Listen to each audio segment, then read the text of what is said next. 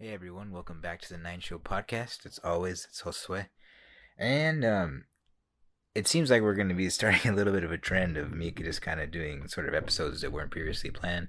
For anyone that tuned in last time, we did the little episode about suicide prevention and sort of depression. And again, I want to reiterate for anyone that's going through anything like that, please seek help if possible. And for those who are around people who are going through those situations, please do your best to be present and help them. You possibly can't imagine what you're doing for them in those situations. But I've been trying to take more of a vested interest in sort of what the fan base is interested in and what seems to be a popular topic. And looking through the statistics today on Podbean, even going way back to when this started about 8 months ago, the episode that seems to be the most popular, and it's weird because the originally actually it seemed like the episode on the movie Drive was actually like the top performer, and it was for a while. But then looking back on it today, it actually proves to be the episode on the documentary Choke, which for whatever reason peaked back in November when it was released, 6 months ago, but then, went flat and then all of a sudden shot up again in views this month. And it seems like, it's split between, the United States, obviously, but there's some views, I guess, specifically for that episode out in the UK, which I think that's pretty awesome, greetings to all the listeners of the Nine podcast out in the UK. But to go along with that, I thought it would be really interesting now to do another follow up episode on Jiu-Jitsu. And that one, where we talked about Choke, I kind of gave some context and some history about Jiu-Jitsu itself. And, I'll follow up this time by giving a little bit more, kind of reiterating that. But I think this time we'll focus a little bit more on my personal experience because I think Jiu-Jitsu is something that could be very beneficial for people. I would recommend that everyone, it doesn't really matter who, women, children, guys of all ages, try at least one Jiu-Jitsu class. Because obviously we're not all necessarily going to become pro fighters. We don't necessarily all have the predisposition to do that. I personally don't. But I mean, I do like the idea of self defense. I do like the idea of staying in shape and progressively getting in shape.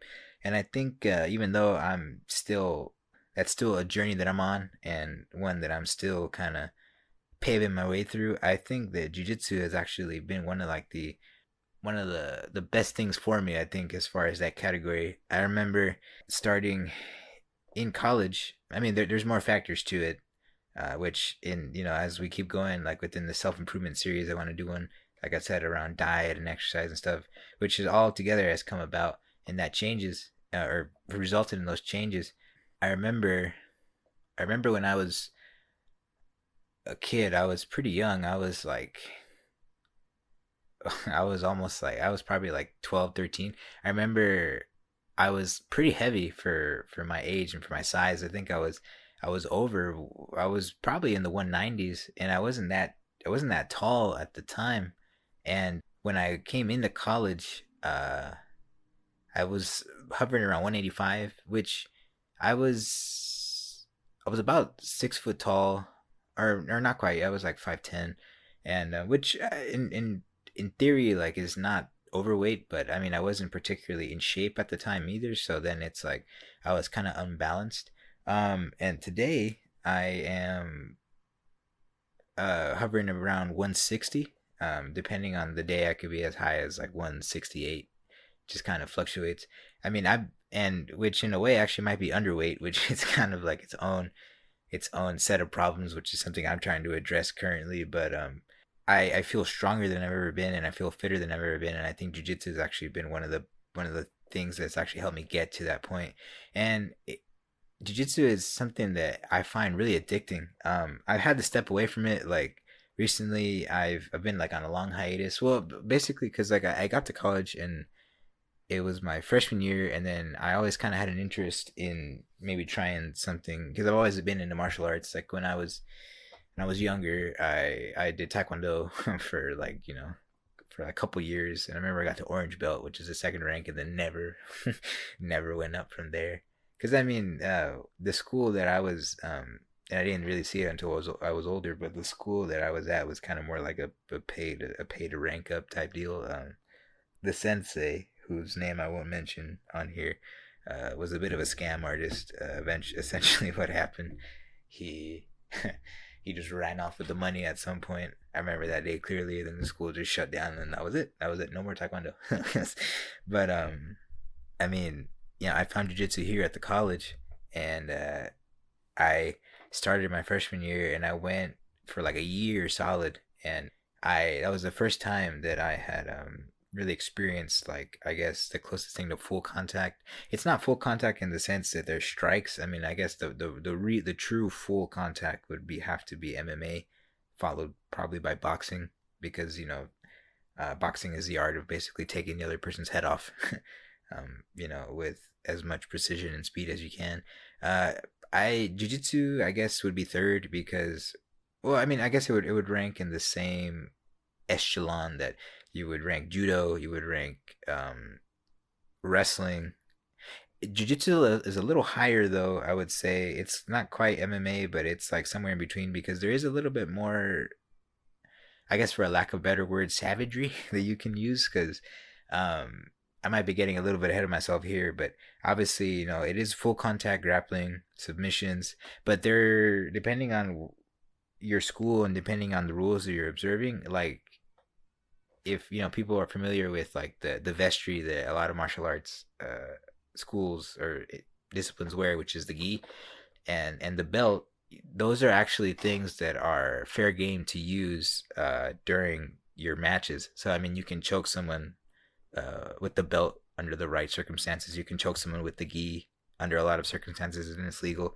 If someone's on top of you, you can press your knuckle into their throat, essentially, to not necessarily asphyxiate them, but you're trying to make it uncomfortable if someone's like really pressing into you. That way they can go up, and that's just considered defense. Same thing from the bottom. I think it's a little bit more.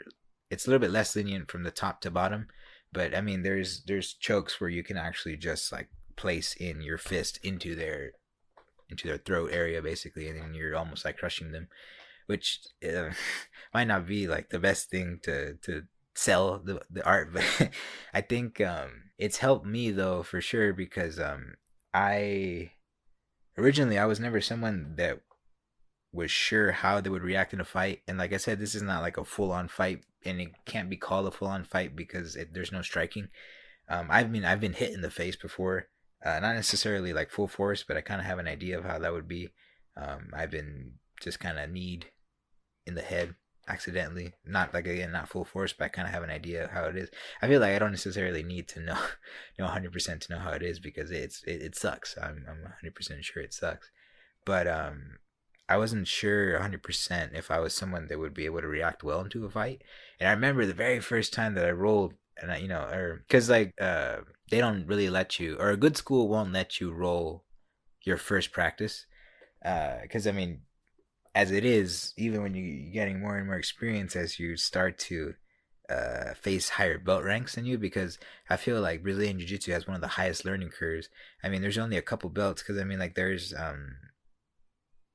like for the other martial arts, like Taekwondo and stuff, you have like white, blue, and that's not the particular order, but it's like white, blue, orange, yellow, green, or teal. There's like 20 different belts, and jiu-jitsu is like pretty simple in like the way that it's structured, because all you have is white, blue, purple, brown, black, and most of us will never live to gain this rank, but usually for the founders or for the people that have been like practicing their whole life, you have red belts, which is like the highest, it's pretty much the highest honor, the ninth degree red belt.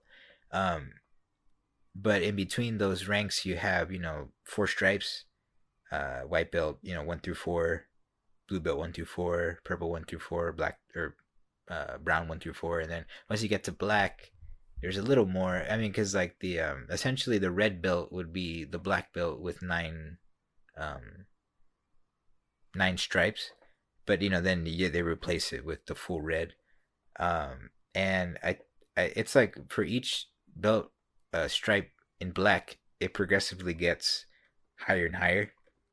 I think the first 3 stripes take each stripe is equivalent to 3 years of training, and then I think like the next three each is equivalent to like four, and then the last three is each is equivalent to like six. So a lot of times, like for the people that have managed to become red belts, they're like in their 60s, mid 60s. They're usually not young people, which is like, it seems like, oh well, you've reached like the top of your glory, but you're old, or you're old, quote unquote. I personally don't think that's old, but you'd be, and then I think age too, depending on how fit you are, how healthy you are, it's just kind of a number. But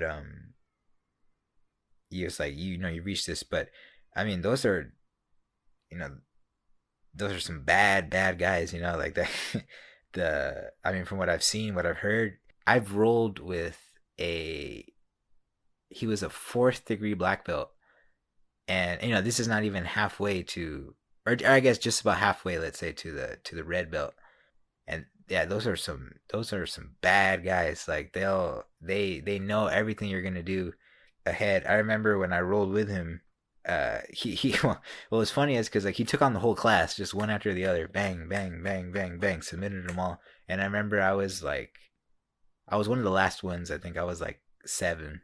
I was like 7 out of 12. I remember we started slow, but then like I kind of felt like, okay, maybe I could get into this groove. But what was interesting was like he knew how to read people's bodies so well that as soon as you would turn it up, he would turn it up too, and he was always 1% higher than you were. So I remember I kept going, kept going, kept going, and then he kept going, and then it's like, until at one point I remember I got frustrated. I was like, okay, time to finish this.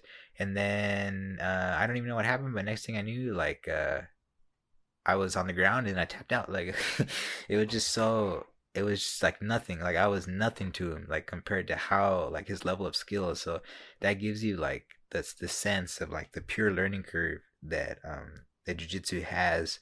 And it's like that's what kind of makes it motivating to keep training. Like I kind of got off topic, but I was saying how there was a big hiatus. Like I went for like a year solid, and then I went about half the year, sophomore year, and then I stopped because like I started to get into other things, like more into like the film program, and started to kind of explore other things around like school. And then that hiatus lasted for a while, and then we went into like junior year, which this the beginning of this year. I started to go a little bit at the beginning, but then again hiatus because I was working on like documentary projects for the program. And then now, like kind of at the tail end of the year, I've been going back. This is like my fourth practice, like going back consistently. And it's been sort of hard trying to catch up because it's like you're rolling with people and you're training with people who have been like consistently training. And it's like you don't forget those things because it's like it starts to become muscle memory, like especially like in that sense, because like in that, like a sport, just like any sport, basketball, football, stuff, like your body is your tool, so you use it constantly, constantly, constantly, and then you're creating those brain or there's mind body connections. Combat sports, very much so, because it's like you're you're learning how to breathe properly. You're learning your applications of strength. You're learning your weaknesses.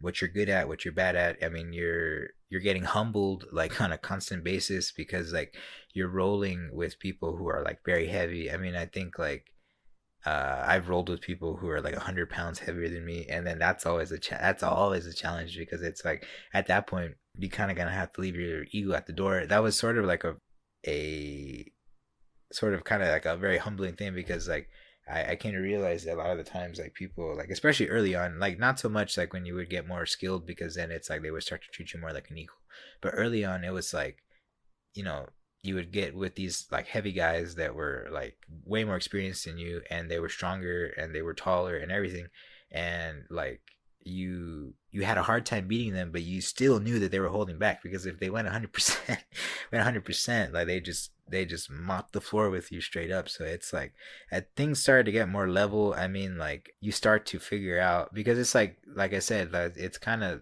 a very humbling sport in that sense because you're going to be fighting people that are bigger than you. And actually like the pro, that's something I think that kind of sets jiu-jitsu apart, which is like a lot of people might say that's a little bit like maybe outdated or archaic, but I think that's kind of like a true test of skill, because I mean jiu-jitsu has, weight classes like any other sport, any other combat sport. And, typically you're going to fight in your weight class because that's fair. But they also, in certain tournaments, like big name, like tournaments, they have the absolute championships, which are like, that's open weight. That's open weight. And then like they'll pick like a specific belt. And that's basically be like, who's the baddest purple belt at any weight?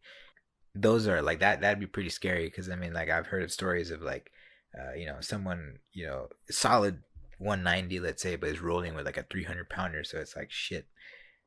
You can't, excuse my language, but it's like imagine getting pressed under that. It's just I don't think I would want to compete in that division.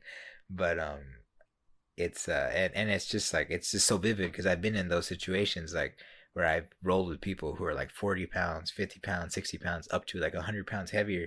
And if you've never been thrown around like a rag doll, like legitimately thrown around like a rag doll, I'd challenge people to experience that because that's something that bites your pride like right away. I mean that happened somewhat recently, like where we were gotten to the clinch, and I told the guy at the end, it's like, damn, you're strong. Like I remember like I was trying. I'd consider myself a decently strong guy. It's just obviously there's just weight limitations at some point. Some people are just too heavy.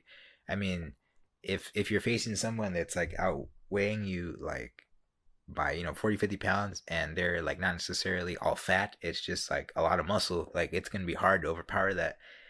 I mean, but that's kind of one of the beauties of jiu-jitsu though, because like the main things, because fitness is important in jiu-jitsu, so is strength. I would say skill is higher, and leverage is like probably one of the most important things, and I guess that kind of encompasses skill too. But I remember like I was saying, like, I was in the clinch and I was trying to like lock this guy down, but he was kind of being a little squirmy, and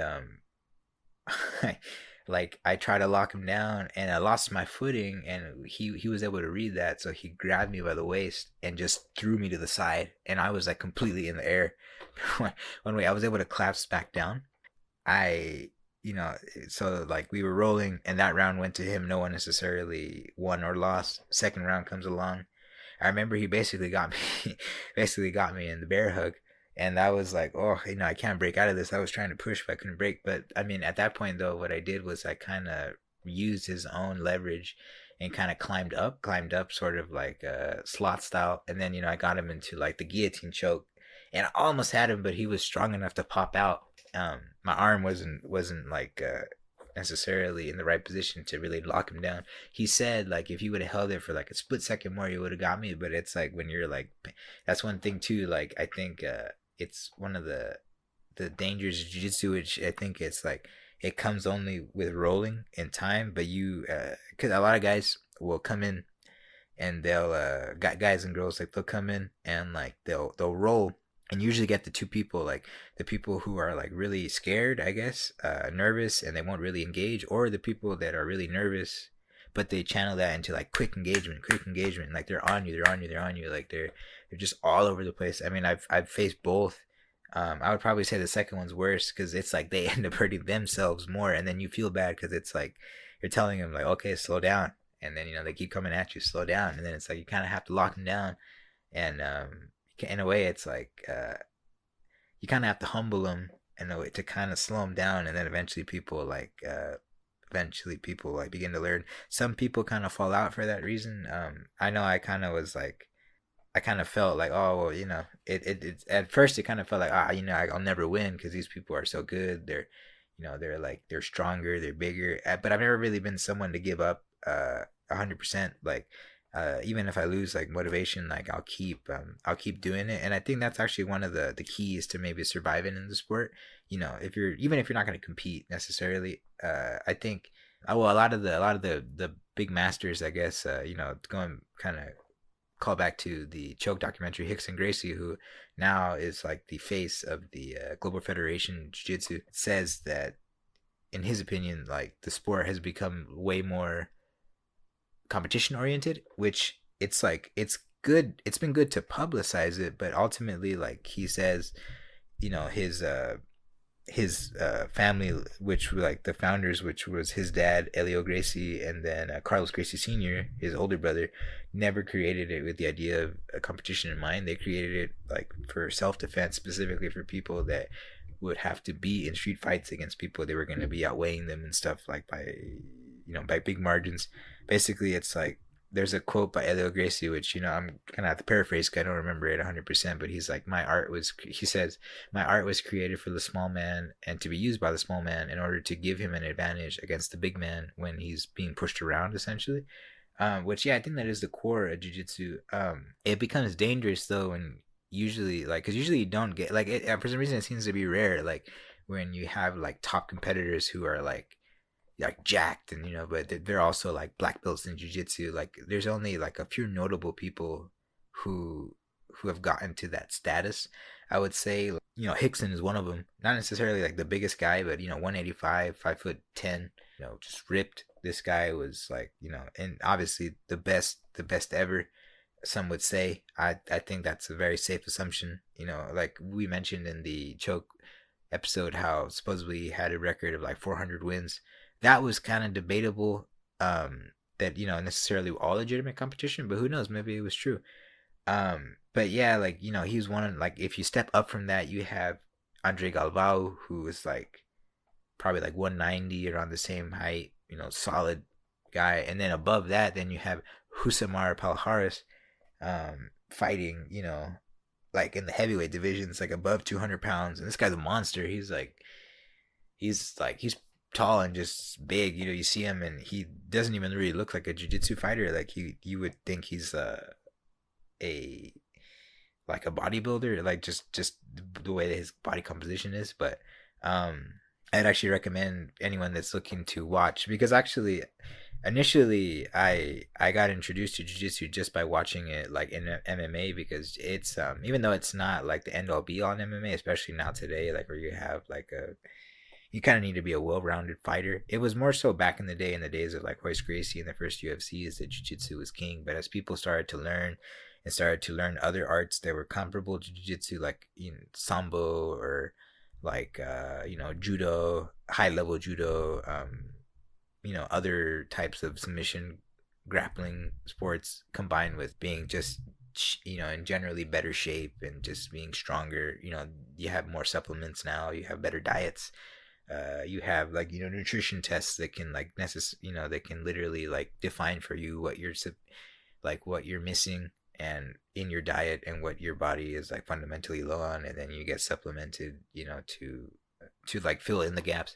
So the game's different, the athletes are different now.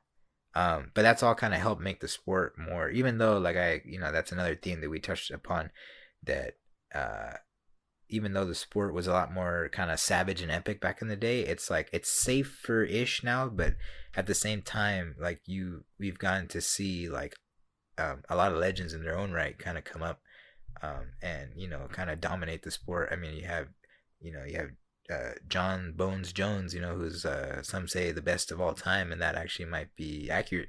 If you look at his record, he's had like some wars with Alexander Gustafsson and other like light heavyweights. You have Brock Lesnar, who I mean, technically, I don't think he's necessarily like the best fighter.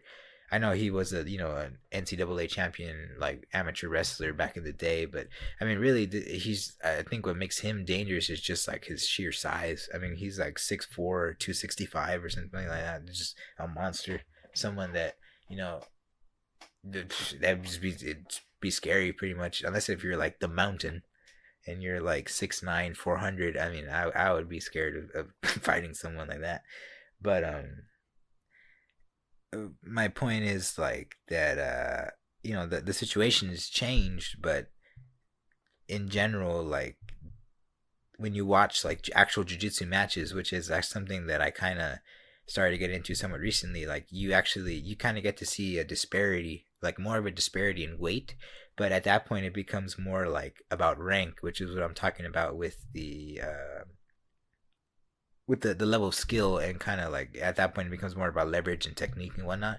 I mean, there's a match I'd recommend people go watch. I think it's really like really insightful, and it's one that you get to see like jiu-jitsu kind of like in its full expression. Because I mean, a lot of people say that if you want to get best at jiu-jitsu you got to practice with the gi on, which in a way it's like not practical, but actually in certain situations it would be, because gis are not the only, and you know, for anyone that might be confused that the word gi is essentially what the kimono is. It's like what you wear when you practice most like traditional martial arts, or you know, semi-traditional martial arts. But you know, gis are not the only pieces of clothing that actually have collars. You know, a jacket has a collar, a polo shirt has a collar, a button-up shirt has a collar. So you actually never know what, you know, can be used actually in a self-defense situation. I've seen videos too, which is like, it's pretty crazy, but like I guess at one point, you know, this is what I'm saying about you know, jiu-jitsu being beneficial for anyone. There was a situation, I think, like where, and this is, you know, not to really scare anyone, because this is like in the minority of situations that could happen, but I guess, you know, like Murphy's law goes, you know, anything that can't happen will happen. There was a situation where like an Uber driver or like a taxi driver or something like that like picked up this woman from like a night out, I think. Turns out that he was like trying to rape her, and he kind of took her into like a darker alley and then just like turned on her. But turns out that this lady was like a purple belt in jiu-jitsu, so she was, you know, she was no pushover, so she knew exactly what to do. Like she essentially, you know, put this guy in guard, which is like the, as she was like climbing on top of her, he put her, or she put him in guard, like a really tight guard, and essentially grabbed the back two corners of his t-shirt, pulled it up, and then created like an X with him, and essentially asphyxiated both his sides of his throat and put him to sleep. And that was it. Cop showed up, arrested him. She never got hurt or anything. It was basically him who got hurt. So that's why I was, you know, talking about like it being beneficial for everyone. But getting back to it, yeah, like, you know, in this match that I'm talking about, Rusamar Palhares, this bigger guy that I was mentioning, is facing off against Gary Tonin. And Gary Tonin is, he's pretty light. I mean, I think he's like 170, let's say, and Husamar is like 220. So, you know, you see that disparity there, 50-pound difference, which is solid. If you pick a 50-pound dumbbell up and you imagine someone, you know, or have you having to fight with someone who's like you plus that, then it starts to get pretty like intense, and you can see it in the match. Like you can clearly see who's strongest. Gary Tonin though is it it's like Husamar and Gary Tonin. Husamar's been at jiu-jitsu longer than Gary Tonin. I would say Gary Tonin's probably like more talented, but Husamar has just as much experience, but he just relies on his strength more, which is kind of hard not to. I mean, when you're naturally gifted like with that amount of strength. But I mean, you can see, and the promotion that they're fighting in, it's I think it was like Polaris Pro, which is like one of the more famous like no holds bar jiu-jitsu like promotions, like where they'll go for like 20 straight minutes, no points, no no like none, I mean no holds barred, in the sense that you can do, because in a lot of tournaments like leg locks will be um outlawed, which is like leg locks would be anything targeting the knee, the feet, just higher levels of the leg, because they are considered more dangerous, and they kind of are. If you don't know how to do them, you could hurt your partner or yourself. Um, but in these, like they're allowed, and usually that's restricted for black belts. Like there's a couple black belts out there that say that they shouldn't be like that. That it's like if you want to get a full expression of jiu-jitsu, that you need to like experience it all. Which I could see that, but it's like at the same time, um, I like the sport, but I mean I don't know if I'm necessarily willing to like give a limb for it, you know, like at that point, because you know I have other things that I want to do in my life. Like I'm not necessarily trying to become a BJJ fighter. So I mean, if I were to get my leg broken in practice, which is something that um I'm always thinking about potentially, like at this point it doesn't bother me so much, but at first I was kind of worried. Actually I was really might sound vain, but I mean I was really worried at first of getting like cauliflower ear, which it's like it's the thing like where you've seen fighters like when their ears are all kind of jacked up, like they're puffy. It's that, and usually that's because you're getting hit a lot. I mean, wrestlers have that problem because they tend to push in with their head. I know one thing they teach us in practice is to put, or no, I said that wrong. Like they tend to push in with their ear, because you know then that's like just full brunt force on there. They teach us in practice to push in with your head when you're going in for a single, takedown or a double leg takedown. That way you can avoid the cauliflower ear. That was something that bothered me at first. And there's times like when you get in a situation like you're getting pressed on the ear and they're like, no, no, no. Like I don't say it out loud, but I'm thinking, I gotta get out of here. Otherwise, like, this could get damaged. But like I was saying, I don't know if I'm particularly like willing to give limbs and stuff for the sport, but I mean, I haven't left yet because it hasn't stopped being fun and it hasn't stopped being addictive because I really think that jiu-jitsu is addictive. But I keep getting off the topic of Gary Tonin versus Husamar, but like in Polaris, uh, you don't get, since you have no points, like takedowns and stuff are not necessarily, they're not counted as accolades, but they're not necessarily discounted either. So they can be done because actually it's like in those cases when you're not getting points, because a lot of times like if you're facing someone that knows how to take advantage of the point system, they can like dominate you and not necessarily try to like submit you, but they can dominate you in such a way that at the end of 10 minutes they've racked up so many points that even if you were like close to getting to the submission in the last 30 seconds, it wouldn't matter because they just outpointed you. Even if they get into like a knee on belly position, like which is literally just you kind of like using a single knee to like press them down on their chest or potentially like their belly. If they're able to hold that for minutes on end, and sometimes you get guys who are like really strong who can actually like push into you, they'll hold it and they win. But in these cases, when there's like no points counted, you kind of have to be smart with how you're going to do it, like what the types of moves. Because, if you get taken down, if they German suplex you, if they're just suplexing you, if they're like back slamming you, like that can take the wind out of you. Like it won't necessarily, like I said, it won't count points wise for them. But if you get knocked up on your head like that enough times, you start to get dizzy and naturally like you start to get tired. So you would see Husamar when he got the opportunities, like I remember he German suplex Gary Tonin like a ragdoll, bang, and then he did it again, like where he just kind of fireman's carried him over his shoulder and threw him. Ultimately though, neither of them actually won. I think they just drawed. Yeah, because that's the thing about like those promotions too, like those Polarises and the Metamorphoses, when there's no points and it's like no one submits each other after 20 minutes and it's declared a draw, because then it's basically the philosophy is that neither man was good enough to submit the other, so they get equal credit, which actually kind of, I mean, for the exception of I guess the later stages of like the Mundial or like the World Cup soccer games, they're kind of like that too. I don't know if that's the case in all divisions, but I mean, at least on the world stage, in the early on positions, like it's like 90 minutes of play, 0-0, that's it, draw, and then they won't necessarily go into penalties unless if they have to. Gary was he's just like he's a natural talent like at this game, and I think now he jumped into MMA, and I think he has a record of like 5-0. Like they're saying he's gonna be like the next star, because he's like his jiu-jitsu game was already like so good. He just had to add punches and kicks and stuff, and then he just like, which he picked up quickly, and like now he's like dominating in like the lower echelon like promotions. But like they're saying like they want to sign him to like a higher level, like Bellator or like potentially UFC at some point.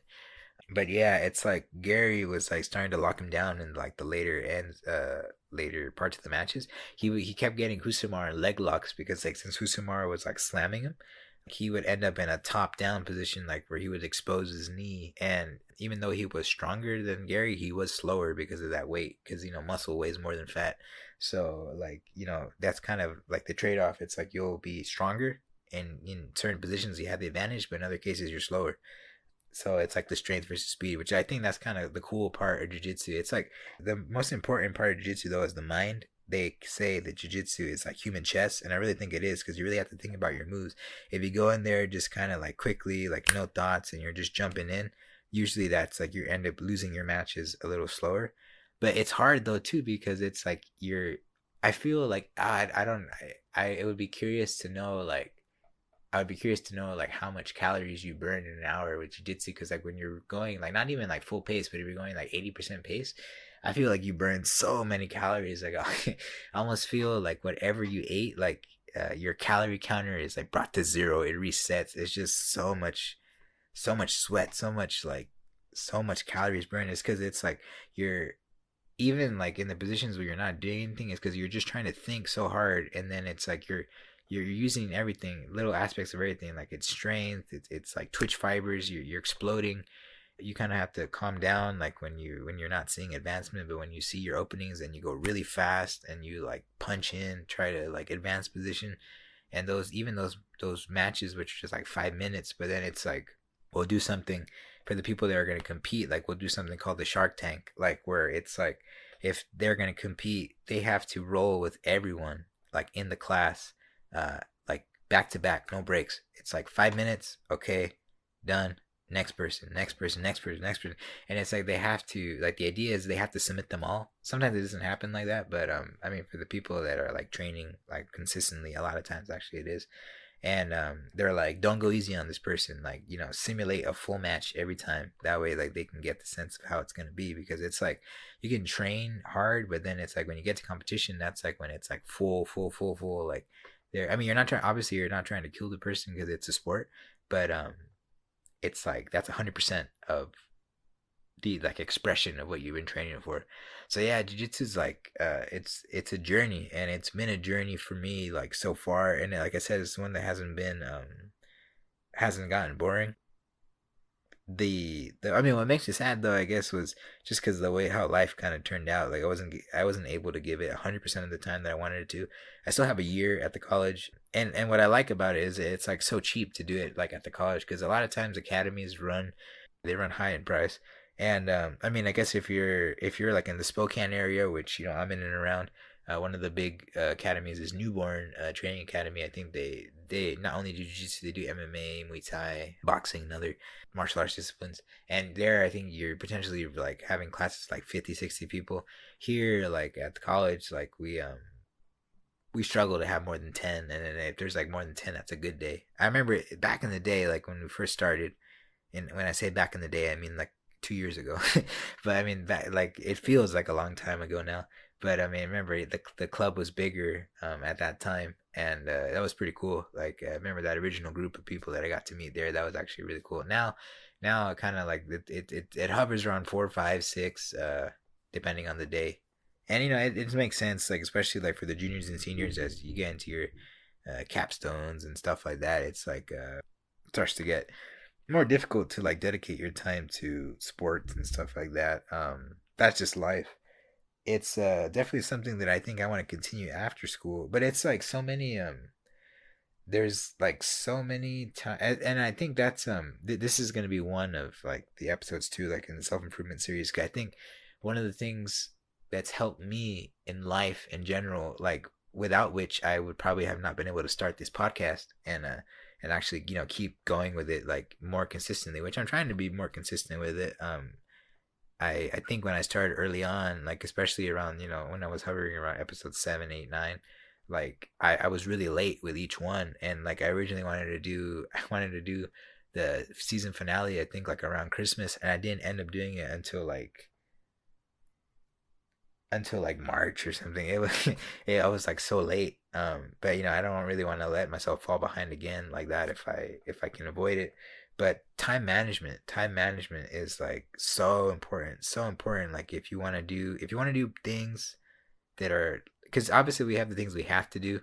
We have work, we have school if you're in school, and those are things we have to do, because it's like without work can't pay the bills. That's just reality. And then without school, if you're going into a career that like requires a degree, you can't get that job without it.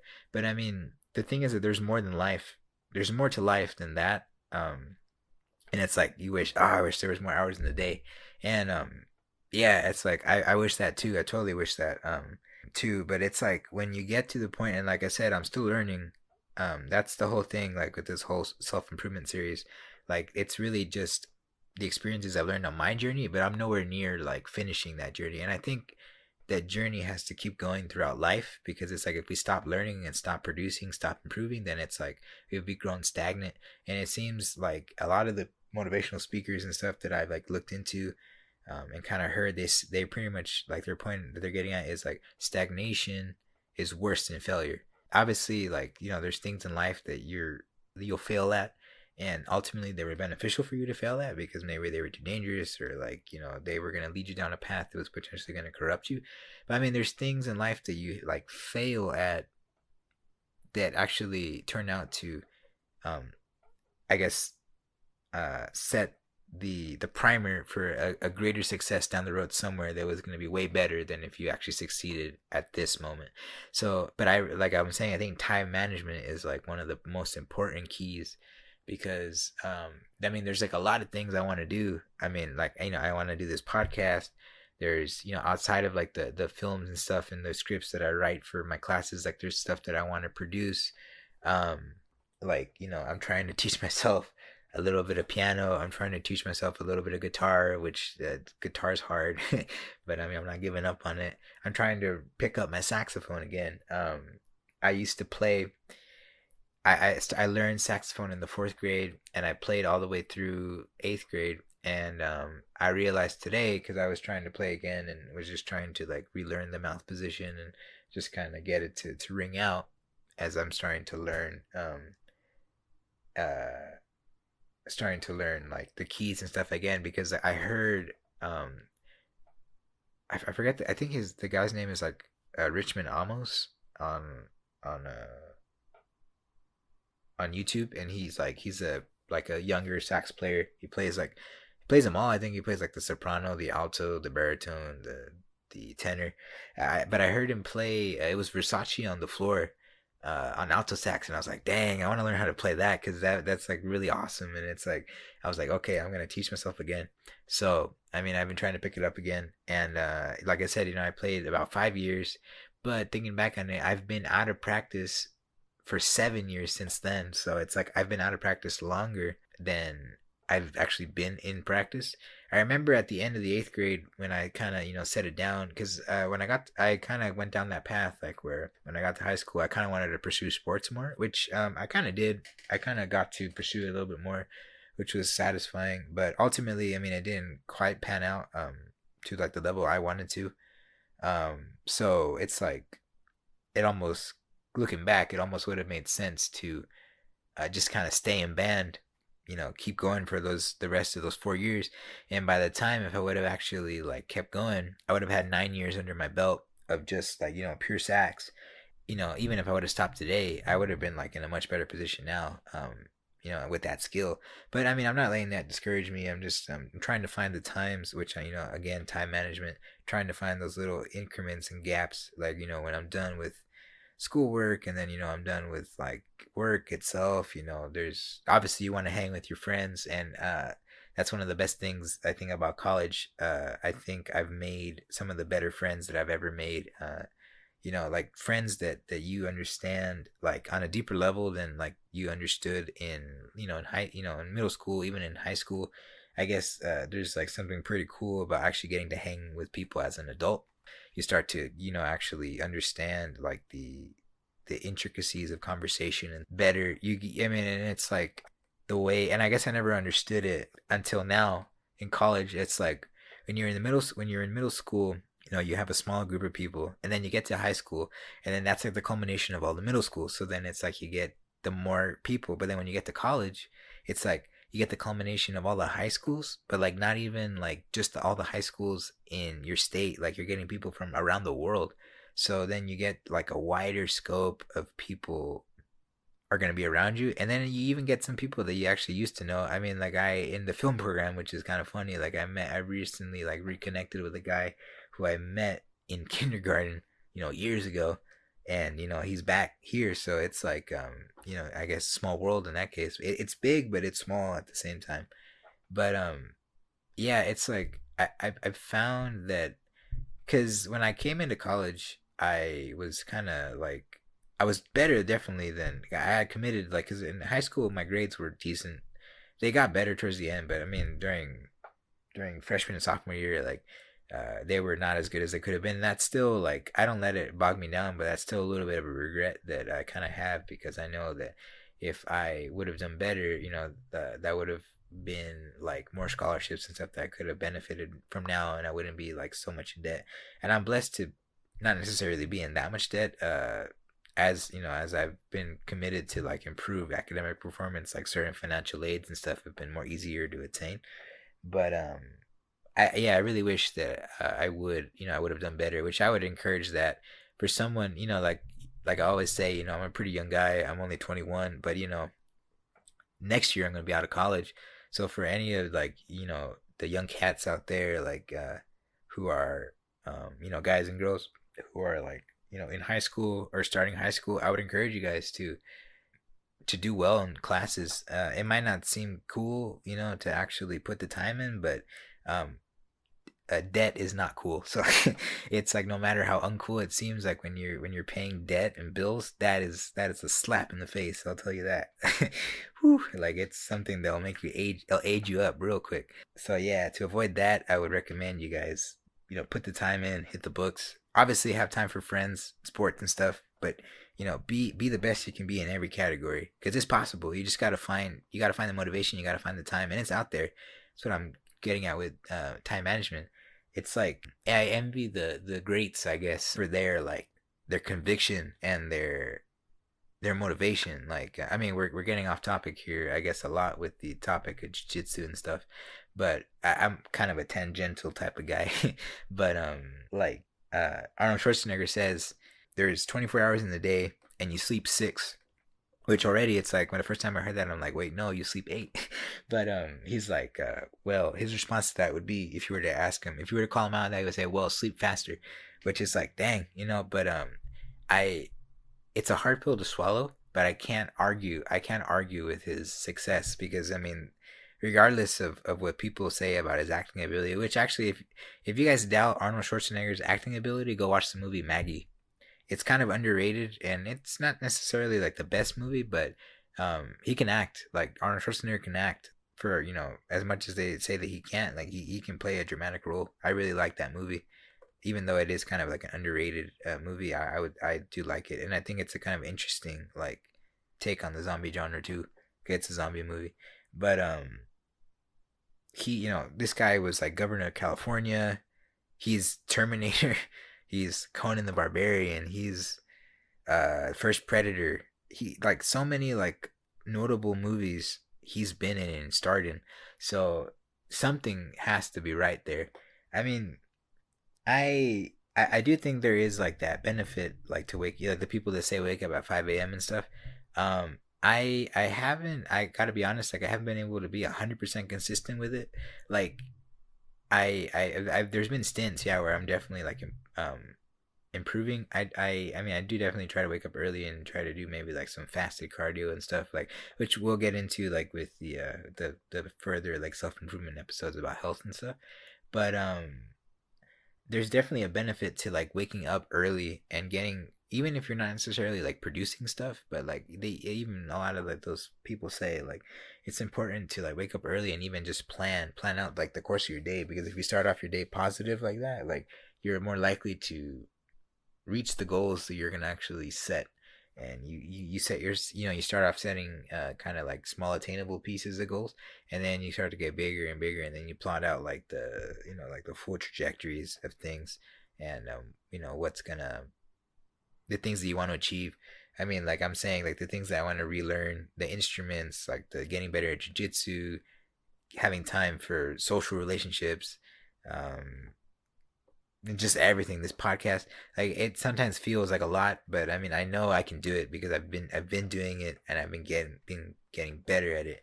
So it's something that I want to encourage people to always remember, that obviously, don't be so focused on success, and that I gotta make it, that you shut out people, and you forget about people, you neglect your family and stuff, because ultimately that stuff is more important. That's because there's like this stuff is like good for your body, I guess, but the other stuff would be good for your soul, and ultimately that's more important, I would say.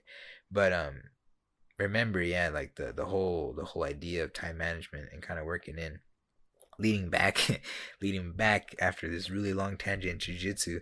I think jiu-jitsu though is that's one of the best things that it can give you, and overall it's discipline. And I would say this is for all martial arts, but it's like discipline to be able to keep coming back and keep improving, because I gotta be honest, I mean there's been some days, because there's days where you get banged up like I haven't broken anything yet. Yet, thank Jesus. But like there's days when you get banged up, and then it's like you leave practice and you're kind of like limping or you're wobbling, and it's like, my shoulder hurts, my back hurts, my neck, everything hurts, and then it's like you take off your shirt and like you're all bruised up.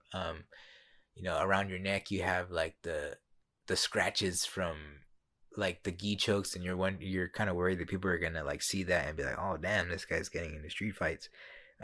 Or like bruises and like just pains in the muscle in general, like that kind of take a while to go away. And I think that, I mean, when you're young, that stuff like will heal up pretty quick. But I guess as you get older, they say like, it starts to get harder and harder to recover. Which I don't know anything about that yet personally, but I mean I've heard that older people say that. But yeah, like there's just days where it's like, shoot, I don't really want to keep doing it, but after a day or two, and then like, you get back to your next practice. If you're really motivated for it, then you keep going. And there's obviously ways to like, surpass those pains. I think, diet is good, and then it's like there's obviously like certain things. I mean, one thing that's helped me a lot is arnica cream. Just like for like the muscles and the joints and stuff, when they get banged up, that usually does the trick. That, and just rest, proper rest, kind of taking it easy. And then actually you would think like, you would think that if you're doing like a sport, something like that, like a high level, even if you're only training 2 times a week, like you would think maybe that's all that you need. But I would actually really advise, if you are someone that's doing jiu-jitsu like consistently, I mean, there's some schools that train like every day. I mean, we train twice a week, sometimes three, depending on, on the time that there is with the quarter. But I would definitely recommend people not to stop their weight training, not to stop like their general fitness training, because jiu-jitsu, it obviously, really targets the cardiovascular side. Sometimes the strength too, because sometimes you're pressing people and you're like kind of, takedowns and stuff. In general, I think like especially the weight training, I think that'll keep your body strong, and it'll keep your body solid, and it'll help you to resist the impact, because like as you start to create more muscle, like it's kind of more padding, and your joints won't be as weak because you're strengthening them, because it's like basically when you're doing heavyweight training, especially heavyweight training, like you're breaking down certain components in your body. They're coming back and they're healing themselves stronger than they were before, and that's definitely important in combat sports, because it's like high impact, high trauma movements that you fall. Because sometimes like even when they're not intending to hurt you, you're not intending to hurt someone, like you fall in an awkward position. And that's, I mean, I've been there, like where I've kind of landed on my neck wrong, or I've been like rolled over on my neck wrong, and it's like you get a little scared because like if someone like puts too much weight on it, something could happen. But you definitely feel more secure when you're working out those areas, because it's like at least you can take some impact. um but yeah, I would definitely encourage people, like when they're training, like be nice, well, I should say it's a combat sport, so don't let people roll over you, like obviously, because that's the whole point. Like you're learning contact, you're learning how to like defend yourself, so you gotta be aggressive. But ultimately you're a team, so I would encourage people to ultimately be nice, and recognize that people have lives outside of the sport. So a major injury could cause an issue. I mean, one thing that I'm like, I gotta be real, like the one thing that I'd be really scared of, specifically in my case, because I'm a writer, like that's really my passion, screenwriting, writing. I mean, like just the writings of these like sports. Like if I were to break my right hand, I would be pretty bummed out, because I mean, I can't write without it. I mean, that's my key. That's like the out of all the arts. I mean, I'm interested like in a lot of different arts, like just playing instruments and video editing, photography and stuff. But I mean, I think my greatest like artistic connection is through my writing. But if I were to lose that, I mean, that would kind of bum me out. And that's a risk. That's a risk that you take with like with a high octane sport like this. But as you train more and more, and you get better at it, you feel more secure, and you learn to respect your own body and other people's bodies as well, and it starts to not get so scary anymore. Which I'm at that point, like where I gotta be honest, like every time before I roll, I pray that I come out fine, and then my partner comes out fine, and so far that's and I never doubt God, but it's like so far that's proven to keep us safe, and I really pray that it does. Yeah, I mean, jiu-jitsu, it's a ride. It's definitely a ride. It's a journey, and it's something that I'm really glad that I took up, because I feel like I mean, obviously, I've had experiences outside of jujitsu that in college have like made me a better person. I feel like, and have taught me a lot.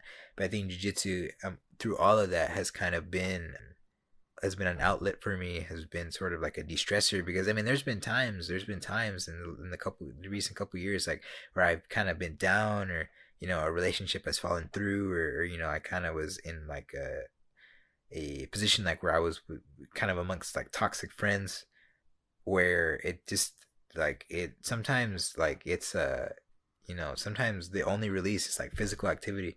I'm glad that it's something that was kind of positive like that, because that way I wasn't going out there and getting in fight. Because sometimes, I mean, it sounds kind of stupid, but sometimes you feel like you want to just kind of go. If you guys have ever been in that position, like where you're so angry, where you just want to punch something, like you just, I was like, I could visually see myself like punching through the wall. Like you're just that angry, or you're that frustrated. But jiu-jitsu has helped me to release that in in sort of a calm way, or a calmer way, in a more productive way. Because actually, yeah, sometimes my friends have asked me like, how do you manage to stay so chill? Like you're always so chill, like you're never freaking out. And I tell them, it's like by the end of practice, I don't really need to be mad anymore, because I've already released all that stress. It's like I feel good. I feel level. I feel calm. I feel humble. Like it's just it's like serenity. Or serenity might be like a too high of a term, but it really does feel like you're reset, you're level. Want to go back home, like after a jiu-jitsu practice, like a hard jiu-jitsu practice. You don't want to get into an argument with someone on the street. You don't want to like go quarrel with someone. All you want to do is you want to get home. You want to take a hot shower, because it's like your body's already kind of being up. It's like you feel like you're drained. It's like it's rough, but it's awesome at the same time. That feeling of just kind of being like sort of like drained, but it's a very positive thing, because like you've burnt so many calories, like you're improving your body, you're improving your fitness, but you're learning this skill that has a lot of history behind it, that has a lot of great names behind it, and you're helping to like improve that legacy, and you continue on, and everyone that practices jiu-jitsu kind of carries the legacies of people like Hoist Gracie and Hickson Gracie and Marcelo Garcia, and all the Gracies, all the Galbaos, all the people who have like helped to like make the sport better. So I think that if you have been ever considering trying jujitsu, or like are curious about it, I would definitely encourage you to do it. Within reason, do it with safety. Invest your money into a school that actually cares about those things. Don't invest in a school that's just trying to produce winners like at any cost, to like where like if you're a new guy, they're gonna just use you as a sack of potatoes basically. I've seen videos like that, which is like that's so messed up. Like how like higher belt ranks were like they'll just mop the floor with like the lesser belt ranks, and they'll tap, and they don't even let go. Like they just choke them out until they knock out. Which, yeah, that's like a pretty shameful thing. Like if someone did that to me, like I'd be down to square up at that point. Okay, it's like, okay, I'm letting you humble me in front of all these people, and it's like, okay, I tapped, that's it, you won. But then it's like, you're gonna keep going. You're like, nah, no, you can't do that. But it's like, um, it, and it allows me release is this training, training as well as weight training, and just kind of eating right and stuff, which helps me stay in a positive state of mind.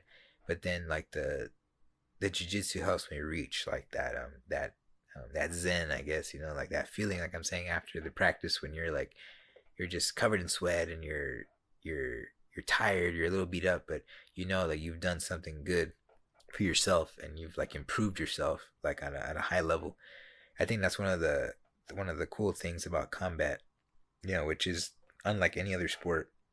I mean, I'm someone that, like, honestly, I always wanted to be good at basketball, and I think I have some game. Like I could shoot, decent. I can play decent. But I always wanted to like improve that. And at this point, it's not really in the cards for me like to keep going, because I would completely have to change my trajectory. And there's things now that I realize that are more passion. Like I'm more passionate about the basketball. I mean, I'll still watch basketball when it comes up, but at one point I was like, yeah, I want to do this. But like what I found with combat sports is like It's a commitment that, since there is a danger in it, it's like you really kind of have to want to keep improving. And obviously, yeah, like I said, not everyone's gonna compete. I want to compete at least once, which if I do, and within the time that I'm still in college and we're doing like this podcast, I'll definitely update you guys on the my experience on that. But I don't see myself becoming a professional, at this, but I definitely want to learn, and have it under my belt, and maybe one day, after, and I'll keep stepping away and stuff because of life, but I'll always keep coming back to it. And I think hopefully one day maybe I can get my black belt, and that'll be something that I'd be very proud of, something that I could actually, I think that I could be proud to like tell my kids about, tell the family about, that I stuck with this long enough to where the point where, I became a quote unquote master at it, or at least, someone that put in, a solid 20 years into like becoming proficient at something. Um, but yeah, it's like I've found that, the discipline and kind of like that zen that you reach is something that's like almost like nothing else. It's almost like you have to try it yourself to feel like you can get there and kind of enjoy it in the same way. And it's something that I think it's not true for everyone, because there's some people, I guess, who get into fights, or who become fighters because they like violence, like they legitimately like punching through people's heads, and like that's what they want to do. They want to wreck people. But I feel like, in an ironic way, like doing like a sport that you would say is like semi-violent, quote unquote, I think it makes you less violent because you have a positive outlet to where like you're releasing like those stress feelings. Because I think it's like, it's kind of sad to say, which I guess, again, we're kind of getting off topic here, but sort of why, the world is in the condition that it is. People are like naturally in it, and it's like, it's not something that we can fight against particularly because it seems to be part of our nature. But the idea of wars and just kind of like, the fact that like when we have debates, we rarely can stay calm. Like we just start screaming at each other. It's like, violence, it's kind of like part of our blood. It's sort of part of our natural sort of disposition, especially as guys, since we're coming, from lines of hunters and people that would bring in the food, for the tribes and stuff like that. Like that's kind of part of our disposition as men, So I think that attaining some level of skill in some sort of combat sport helps us to release that, and like helps us to stay more level headed. I mean, I think it keeps me more level headed because sometimes it's like, damn, like you like encounter people that just annoy you, and you just want to slap them. You want to slap their glasses off. It's just like it just. But obviously, you go to jail for stuff like that, so you got to be careful. And I think that doing like a positive combat sport will help to release that and keeps you more level headed that way in situations, even in a situation, because like a lot of times you don't necessarily have to fight, but there's situations maybe when not even defending yourself, but you have to defend someone else. Then I think that's something noble to do, and then you'll kind of be confident in yourself and to do. 'Cause I know now, like, I mean, I don't ever want to particularly get into a street fight, but if I ever had to, like, I'm way more confident now in that proposition than I was even like a year or two ago. I would think about that. It's like, what if I had to? And then it's like, I mean, I feel like I could brawl, but it's like I didn't really have any skill behind it. But now I feel like I have some skill to the point like where I could potentially like, at least defend myself or someone I had to. So I think that's one of the beauties. But yeah, I could keep talking about this forever, but like I think we'll call it good here. I hope this was insightful for you guys and for anyone that wants to like join up in the jiu-jitsu ranks. I would, like I said, I would definitely encourage you. I'm gonna link some resources in the description. Probably like a video from like the Gracie Academy, which is kind of like the premier, like sort of like learning base of what jiu-jitsu is, which they're headquartered in Torrance, California. For anyone that's like in the LA area, in and around Torrance, that might something to look into. I mean, I've always wanted to go train there, like at least once, and just get to meet like some of the Gracies. I think that would be really awesome. But yeah, I would definitely encourage you guys. Usually, what is a theme in most jiu-jitsu schools? I don't know if it's like true about everyone, but usually jiu-jitsu, like your first practice can always be free. Like they'll let you just roll, which is kind of cool. That way you get a sense if you want to keep going. But like I said, I'll link some of those resources and kind of maybe I'll link some articles too that you can kind of read up on the history, because I, combined with what we talked a little bit today and a little bit more so in the choke episode, I haven't covered it 100%. That could be an episode in itself, but I'll just link up some like historical like documents and stuff, kind of talking about the backstory of jiu-jitsu to kind of give you a better sense of like the art that you'd be getting into. But I want to thank you guys for anyone that's been tuning in. And next episode, I kind of feel like I'm on a roll here in a way. It's just kind of producing a lot faster than what I thought I would be. But the next one will definitely be like another self improvement one specifically. I think we'll start with the way I potted it. We'll start with the one with diet. I think diet has been something that's helped me change a lot in my life, and specifically not so much like voluntary. There's actually a couple things I've had to, and we'll get more into that. But thanks, guys. I just want to say take care, and I've made a commitment to end each episode like with words of affirmation or words of encouragement. So I mean, this one's not a particular quote, but remember in life that we need time management, we need discipline, and we need conviction, because without those things we can't achieve what we want to achieve. And it's important to achieve what you see as your dream, because you never know who you're going to be able to help out with it. That's something that's actually impacted me when I heard it say like how long is it going to take you for you to pursue your talent, because how long are you going to let people suffer by not bringing your message out to the world?